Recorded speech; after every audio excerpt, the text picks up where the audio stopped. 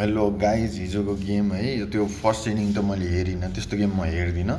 त्यो एकदम झ्याप झ्याप झ्याप झ्याप झ्याप झ्याप आउट हुँदा एक रन पनि त्यो पानीमा नपाएर छटपटाएको माछा जस्तो भइन्छ। त्यो फिलिङ मजा आउँदैन क्या। That I don't like that feeling होइन। सो सेकेन्ड इनिङ मैले बवाल फुल हेरेँ।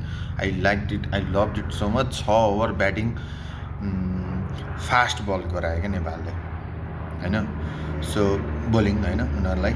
सो त्यो फास्ट बल हुनु पऱ्यो, स्पिन बल धेरै खेलाउनु होइन। त्यो हामीलाई घाटा लाग्छ कि हामी लङ रनमा we are not going to be a test nation, we are not going to be a cricketing nation होइन। लङ रनमा यदि फास्ट बलर खेलिएन भने है त यसको इक्जाम्पल चाहिँ एउटा बङ्गलादेश हो। बङ्गलादेशसँग टेस्ट क्रिकेट अस्ट्रेलिया खेल्नै रुचाउन्न, किनभने धेरै स्पिन खेलेर, अरू केही पनि होइन।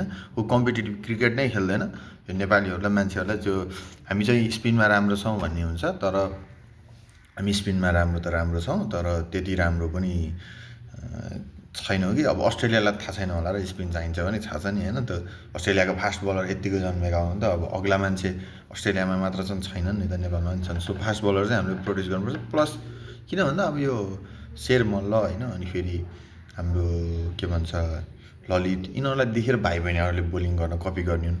अब त्यो कपी गर्दाखेरि त जहिले पनि स्पिनरलाई नै कपी गराउने भयो नि त। हामीले गाउँ समाज अब ठाउँमा खेल्ने ठाउँमा एटलिस्ट प्रायः फास्ट बलर खेलायो भने चाहिँ नयाँ जेनेरेसनले पनि लुकअप टु गर्न सक्छन् क्या।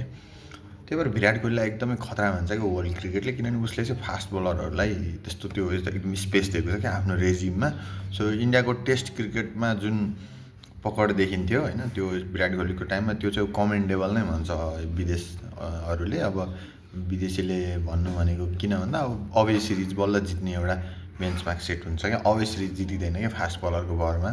कुनै पनि पिचहरू त्यस्तो स्पिन हेभी हुँदैन। अब श्रीलङ्का हो, मलाई चाहिँ त्यस्तो लाग्छ। यो कुरा चाहिँ मलाई अलमोस्ट कहिले बुझ्छन् होला जस्तो लाग्छ। ट्रायो जस्तो फास्ट बलर चाहिन्छ एउटा टिममा, 3जना फास्ट बलर चाहिन्छ क्या। 3जना, फेरि तिनीहरूको पनि 3जनाको पनि एकदमै राम्रो तालमेल। अब जस्तो कमल सिंह हेरी, अब हामीलाई हेमन्त धामी, आकाश चन्द छन् क्या 3जना फास्ट बलर, नन्दन यादव सहित। तिनीहरू अब आउनुपर्छ।